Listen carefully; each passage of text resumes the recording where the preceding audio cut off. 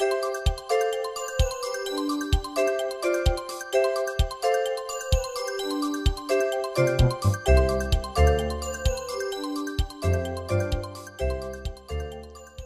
Zane. Hi, how are you, Karin? Good, thank you. Thank you Good to so speak to you. much for agreeing to a video interview with me. Oh, it's my pleasure. Zane, can you give our viewers a little bit your background? Certainly. Well, my background really started right after college. I went to Japan. Soon thereafter, I had the opportunity and was employed by a Japanese manufacturer. And I spent a number of years there being rotated through the many different positions at that manufacturer. Everything from installing small parts there on the assembly line, to learning about their different types of automation, working in quality control, their ISO programs, also with trade and communications and documentation and so forth. So that's where I first got exposed to what I became so passionate about, basically the Toyota production system. Thereafter, I had the privilege of being trained and mentored for many years. In fact, those relationships are going on even to this day by gentlemen in the Toyota group of companies who, in this case, were members of the Toyota Independent Working Group that was originally founded by Taiichi Ohno. Some of the famous members were, Shigeru Shingo and others. And that's been going on for about 20 years now. Wow, very interesting. Lots of experience. Lots of good learning opportunities, for sure. I actually had recently the opportunity to tour the Toyota facility in Cambridge in Ontario. Great. And I was truly impressed with the positive work environment, like great energy in there. Very different to anything else I have ever experienced in other companies. So I have a couple of burning questions, and I would like to hear your perspective on that. I'm happy to offer my personal opinion. Perfect. Zane, what do you think about the statement that there are no business ethics in automotive? Wow. It's a kind of an extreme statement, obviously, and I think one that must come from some level of frustration on the part of that particular individual or executive.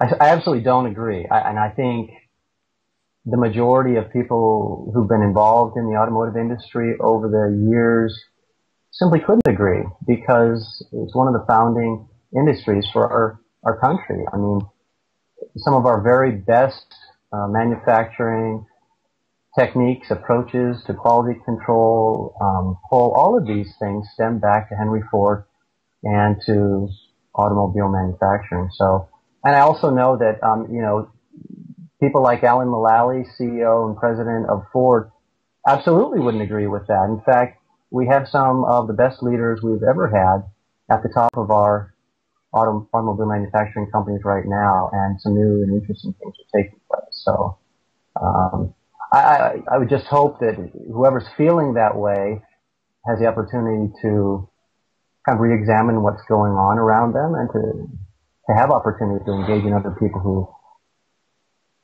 definitely don't believe that. Yeah, I'm very glad to that you disagree with this statement. Oh, yeah, like I think most other people would. So why do you think the language in the automotive industry is exceptionally rude and crude? And does it really have to be this way? Well, you're asking a lot of almost rhetorical questions, I guess, that, no, of course it doesn't have to be this way. The language challenges that I find myself having sometimes at different manufacturers are the tendency among us to use jargon that's specific to the industry or to our particular companies. But when it comes to crude, rough language, I think there's a historical component to that. I mean, we're talking about the foundations of the American Industrial Revolution being in steel manufacturing, parts, and automobile manufacturing. And so there's a very made in America, rough and tough, blue collar pride that is based in also a very manly self-image. And although a lot of manufacturing isn't as male-dominated or chauvinistic as it has been in the past, a lot of those, I guess you might call them customs, still exist. And, you know, being a Japanese, person bilingual in Japanese and English and doing a lot of interpreting as I do, I'm especially sensitive to the implications of language and certain words and the way we interact with each other linguistically. And I think, you know, being multilingual yourself, that's also true. So when I visit a company or have the opportunity to interact as a guide or a teacher or an advisor, I try and model simple, humble, modest ways of talking about things. And what I find almost 100% of the time is that the people that I'm engaging with respond in kind. And they begin to realize, oh, we're talking about some important issues here to all of us. And inevitably, those issues aren't just technical in nature, but they're about how we interact and cooperate and view our relationships. And it's great to see big, rough and tough 20, men out there with 20, 25 years of hands-on experience with heavy equipment, thinking about how they phrase certain questions, and then when they're working in teams together, multifunctional teams, how they begin to address one another a little bit differently. The atmosphere, and as you said, the energy in the room can change. And then the energy out on the shop floor and in those management meetings even can change. The question is, how do we sustain that? Yeah. Well, I think it's time to set some different standards. Maybe we need to bring a couple more women in to get a little bit more compassion and, I don't know, respect, or maybe this may change the language. I think that's happening, and it's taken a long time to get where we are today, and it's going to take a long time to become something new and to change. So I hope, we've got to have faith in that process as we go. Absolutely.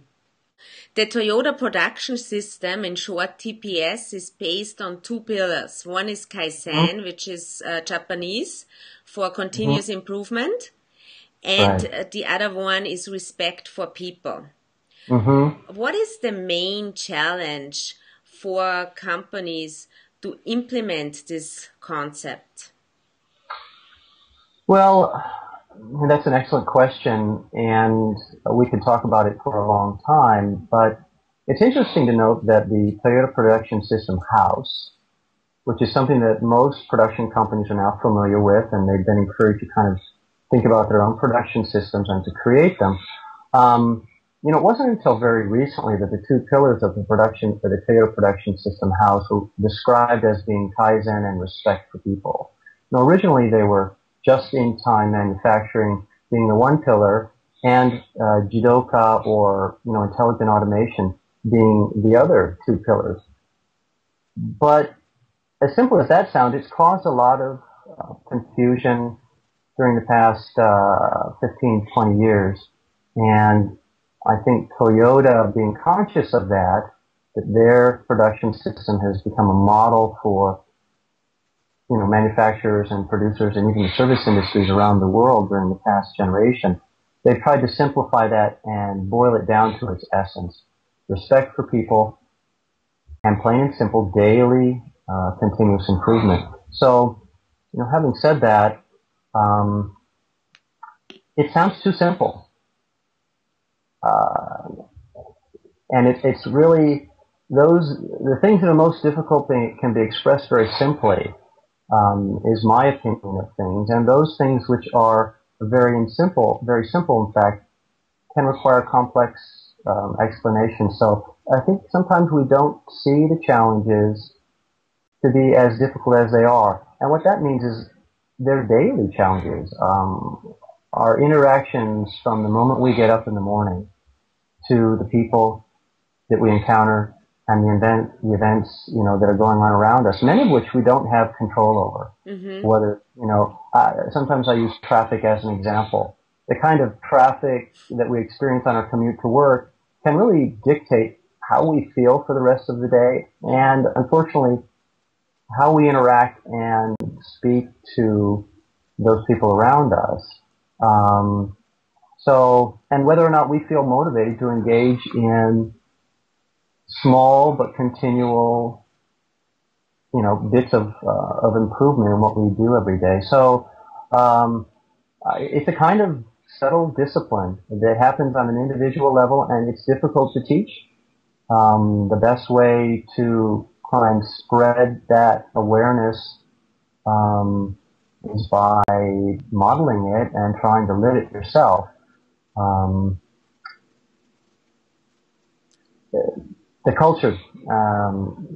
Culture is something we talk about a lot. It's sort of an innocuous term. It means one thing to one person and something to someone else.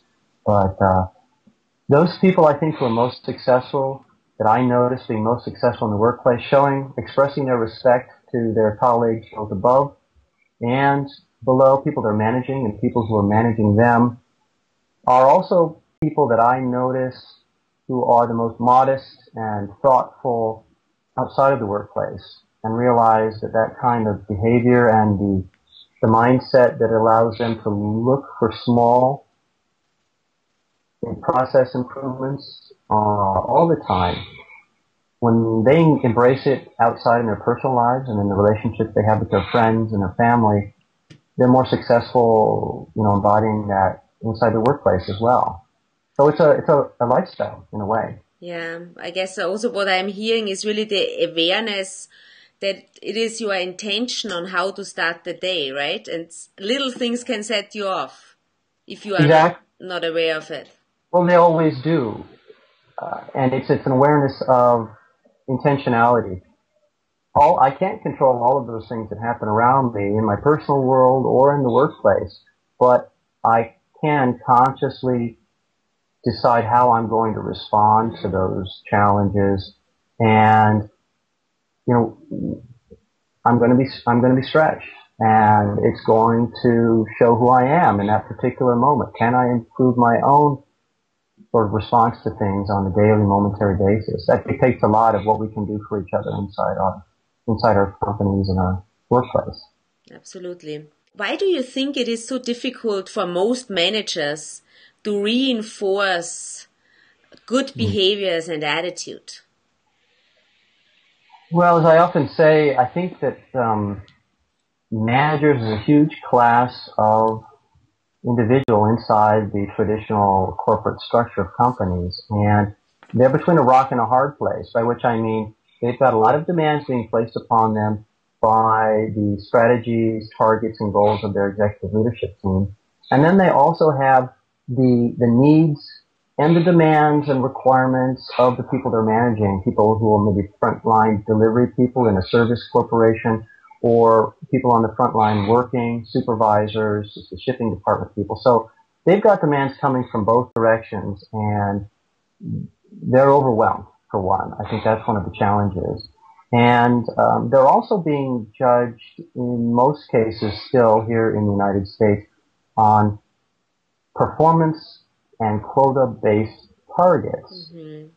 What's the bottom line, whether it's saving dollars, conserving space, eliminating unproductive assets, increasing efficiency, and so forth. So this is data-driven, and data is really critical to making good decisions. But when those are the only goals by which managers are judged, and those judgments are then going to dictate their ability to move up in the company to positions of high responsibility and potentially higher pay, it's human nature that we're going to work and emphasize what gets those numbers and those bottom line types of figures accomplished.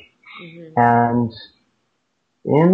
we just don't often appreciate how much power and influence personal behavior and respect and humility has in accomplishing those goals. It's often hard to quantify, and oftentimes not a lot of effort is spent trying to make connections between our behavior, between respect, between teamwork and cooperation, and how those directly contribute to accomplishing some of those black and white, bottom line numbers that managers are being asked to accomplish. Mm-hmm. So this leads me to my last question now. Mhm. So what do you think holds most companies back from making an ongoing investment to cultivate leadership and workforce behavior? So in short, to create this culture of excellence you talked about. Well, I guess I would counter by saying that I think most companies are willing at a certain level to make the investment. Now, what they mean by investment is oftentimes not the same thing that maybe you and I might mean by investment. They may have a budget set aside to hire a consultant or a certain budget to train a fixed number of Lean Six Sigma green belts or master black belts in certain types of techniques and mechanistic kinds of models and so forth. It's that those soft skills, habits of behavior, personal awareness, um, learning what our own individual blind spots are, what our strengths as individuals are, working in teams, what our weaknesses are, and then how we can improve upon those weak areas. How do we quantify those improvements? Those type of investments are investments of time. Mm-hmm. And you have to acknowledge both at the leadership level and at the individual level that there's a certain amount of vulnerability that's being expressed there, a certain amount of weakness, and yet all those things are opportunities. So you can throw a lot of money and a lot of consultants or a lot of so-called expertise at teaching and training leadership and respect for people. But unless you realize it's a day in and day out, long-term, incremental process that we all have to engage in one-to-one in every encounter, then I think sustainability of this type of leadership and behavior is always going to be an issue. It's a long day-to-day journey that we all have to take as individuals, and yet we have to be taking that journey together as teams as well. So. Thank you so much, Zane. I really appreciate that you gave me your time on a Sunday afternoon to speak with me. Well, it's my pleasure to talk with you about issues like this that are so important. So thanks for giving me that opportunity. Thanks. Have a great afternoon. Bye. You too, Karin. Bye-bye. What an interesting interview. It is always great to learn from someone else's perspective. Remember, excellence is not a skill, it's an attitude. And I will see you next week again. Until then, be the best you can be.